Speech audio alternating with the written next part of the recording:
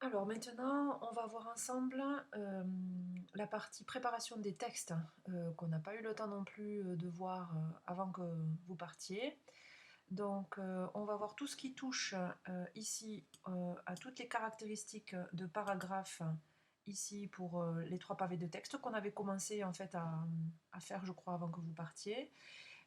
Tous ces textes ici qui sont dans un encadré avec des marges et ce qu'on appelle des retraits à l'intérieur des blocs. Donc des retraits avec des justifications et des espaces après. Espaces après aussi, je ne vous ai pas encore expliqué ce que c'était. On va voir ensuite les quelques petites choses à savoir sur comment enchaîner des textes lorsque ces textes sont sur plusieurs blocs et sur plusieurs colonnes. Voilà, plein de petits détails en fait qui sont donnés dans le sujet.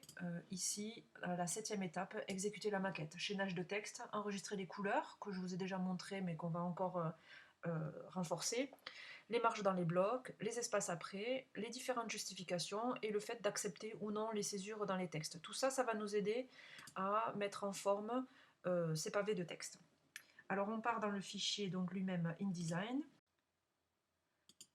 Je viens d'importer le texte tel que je vous l'ai donné dans le fichier TXT brut, ici par copier-coller. Je viens de faire un pomme C, pomme V à l'intérieur du bloc. Par défaut, mon texte est à encore 12 en Times New Roman.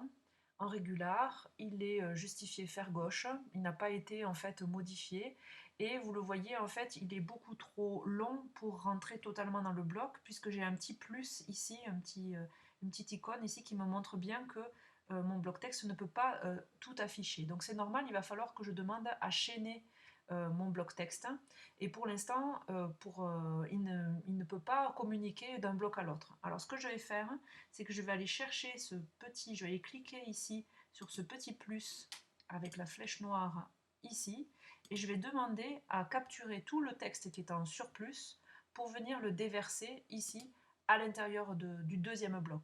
Et comme ce bloc-là est encore trop petit pour recevoir tout le texte, je vais à nouveau reprendre l'icône du petit plus ici et lui demander de déverser encore tout ce qui reste dans le troisième bloc. Et comme ça, j'ai créé en fait une chaîne qui fait déverser le trop plein de texte d'un bloc à l'autre. Alors ça suffit pas, vous le voyez ici, j'ai encore un petit plus qui me demanderait encore un autre bloc, mais comme je n'ai pas mis les caractéristiques typographiques, il se peut que mon texte, à la fin, rentre bien malgré tout. Il va falloir d'abord que j'aille voir sur le sujet quelles sont les consignes de texte que je dois appliquer dans mes blocs. Ça doit être du Times New Roman, je dois être en régular encore 10, avec césure, justifié gauche. Donc je vais essayer déjà d'appliquer tout ça à la totalité de mon texte. Pour que je puisse agir sur la totalité de mon texte, je vais demander avec pomme A à sélectionner tout le texte, comme ça j'ai les modifications qui se font toutes en même temps sur la totalité du texte. Donc on m'a demandé du Times New Roman, je vais me mettre encore 10. Je suis justifié gauche, c'est-à-dire, on le voit hein, sur le sujet, je suis aligné à gauche et à droite, mais lorsque j'ai la fin d'un paragraphe, ma dernière ligne, elle, se justifie à gauche. Donc justifié gauche, c'est ça que ça veut dire. Sinon, on parlerait de aligné à gauche. Là, pour l'instant, je suis aligné à gauche. Je vais en dessous demander justifié gauche.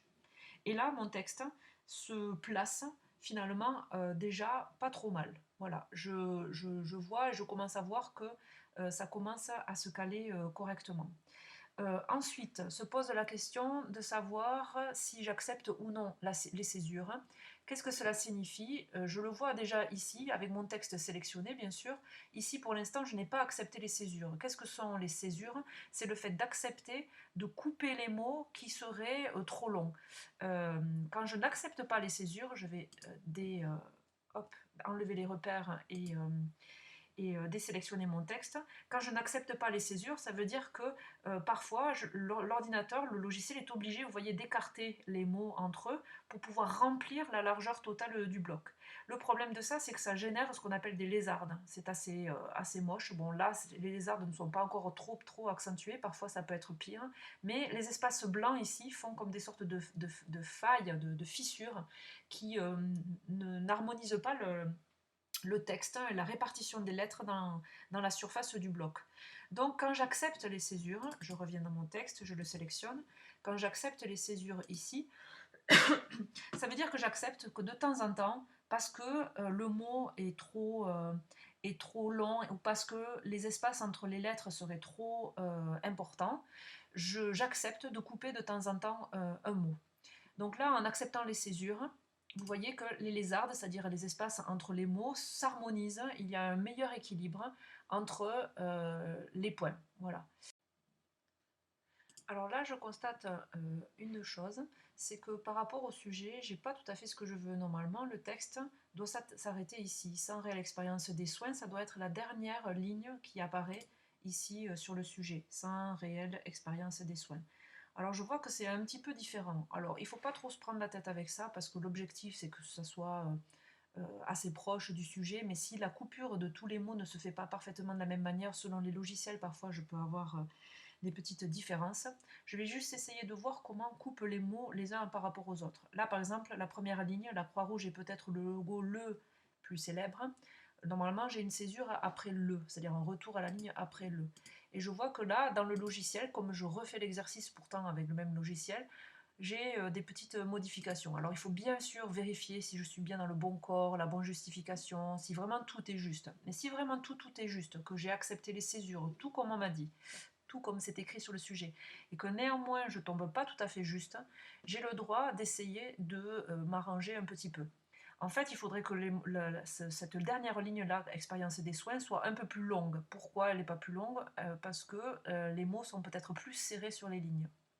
Alors à ce moment-là, étant donné que normalement, ici, j'ai la fin de ma première ligne sur le sujet qui me sert de modèle, je vais en fait forcer la césure à cet endroit-là. Mais attention, si je fais juste un retour à la ligne, vous voyez que j'ai un pied de biche qui vient d'apparaître et j'ai un espace blanc qui arrive. Parce qu'en fait, quand je fais un retour à la ligne, je signifie que j'arrête la phrase, elle est arrêtée, elle se finit et que commence une nouvelle phrase. Or là, ce n'est pas le cas, je suis en plein milieu de la phrase. Donc je ne peux pas faire un retour à la ligne simple.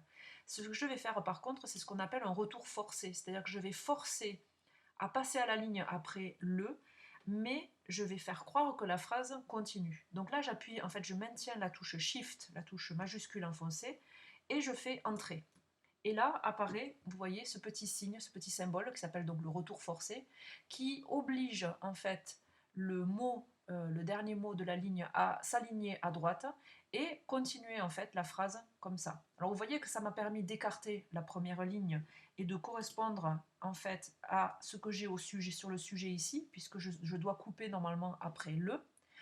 Et puis, je vois aussi que du coup, la fin de la phrase, sans réelle expérience des soins, se termine correctement en bas de ma page. Donc en fait, j'ai plus ou moins réglé le problème.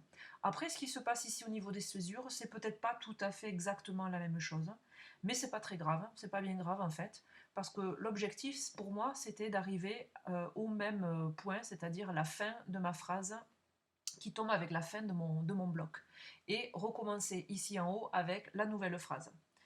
Pour ce qui est ici, là, je vois qu'il y a une petite erreur. Je vois qu'il y a deux points. Peut-être que dans mon texte d'origine, j'ai laissé deux espaces. Je vais supprimer cet espace-là. Voilà. Les césures se font assez naturellement. Dans mon sujet, je crois que ça va à peu près pareil, à part que civil finit comme ça et que je vais commencer avec les dispositions sur ce bloc-là. Donc là, pareil. Étant donné que civil doit être seul, là, je vais faire entrée pour forcer en fait un retour, enfin pas forcer, mais cette fois-ci faire un retour à la ligne et faire en sorte, là j'enlève l'espace qui ne me sert à rien, que la nouvelle phrase démarre avec le troisième bloc.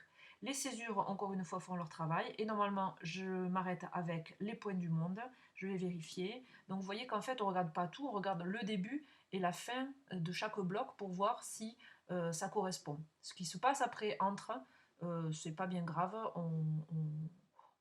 l'objectif, c'est que le texte se répartisse de manière régulière partout. Donc voilà, pour cette partie-là de paragraphe, on en a terminé. On a vu les césures, on a vu la justification, on a vu le corps, on a vu tout ça. On va passer maintenant sur la partie préparation des textes encadrés qui se trouvent ici sur le sujet, avec des nouvelles options et des nouvelles choses. Alors ces nouvelles options, ces nouvelles choses, c'est d'abord le fait, je vais commencer par le plus visible, qu'on a un retrait à l'intérieur du bloc. Le bloc a un contour noir, donc ça je pense que vous l'aviez déjà installé ici dans le sujet InDesign. Je regarde si pour moi, effectivement, je l'ai mis. J'ai mis un contour à mon bloc de 0,5 points. C'est assez fin, hein, c'est pas à peine que ce soit très très épais, donc 0,5 points. Je ne sais pas si sur le sujet on vous indiquait l'épaisseur. Non, on ne vous indique pas l'épaisseur. Ça pourrait être sur le sujet que je vous donner plus tard. Donc je sélectionne mon bloc et pour obtenir des marges, donc des retraits à l'intérieur du bloc, je vais faire pomme B. Pomme B, c'est option de bloc texte. Alors c'est le raccourci. Pour y accéder, vous voyez, il faut aller dans Objet et on se retrouve toujours aussi avec les options de bloc texte ici qui se trouvent là. Vous avez le raccourci pomme B là. Bon, il faut apprendre le raccourci, c'est mieux d'utiliser les raccourcis. Et là, on vous propose marge à l'intérieur du bloc. On vous propose en fait plein de choses, mais pour ce qui nous intéresse aujourd'hui, c'est les marges à l'intérieur du bloc. Et dans le sujet, je crois me rappeler qu'on vous demande d'avoir 2 mm en tête. Je vais quand même m'assurer de ne pas vous dire de bêtises. Voilà, vous l'avez ici, en tête 2 mm, en pied 0, c'est-à-dire que je ne demande pas d'avoir de marge en bas, à gauche 4 mm et à droite 4 mm. Donc je vais en fait reproduire exactement la même chose. Étant donné que les valeurs sont différentes selon si je suis dans la tête, le pied, la gauche, la droite, il faut que le verrou ici soit détaché, que la chaîne soit détachée. Si je clique ici, j'uniformise tous les paramètres, ça veut dire que tout va se mettre à 2 mm. Or, je ne veux pas que tout soit identique partout. Donc je déverrouille, je mets ça ici à 0, ici à 4, ici à 4, hop, je suis allée trop loin. Et là, ça me répartit en fait des marges, vous voyez, différentes. À gauche et à droite, j'ai 4 mm, en haut, j'ai bien mes 2 mm, et en bas, je ne demande rien, le texte s'arrête tout seul naturellement. Voilà, donc ça, c'est les options de bloc texte qui me permettent d'avoir des retraits à l'intérieur des blocs. Ensuite, dans le sujet, je continue à regarder, je retrouve un petit peu ce que je viens de réaliser au niveau des retraits. Mais maintenant, j'ai, vous voyez, un espace très clair, une séparation entre le titre et mon bloc texte. Entre ce titre-là et ce texte-là, c'est pareil ici, c'est la même chose.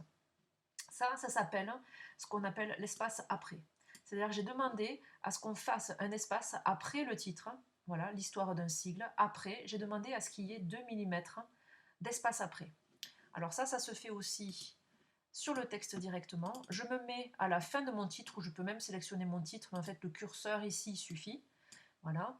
Je vais ici, vous voyez, et j'ai espace après. Je vais désigner en fait un espace qui va se placer après ma sélection ou après mon curseur.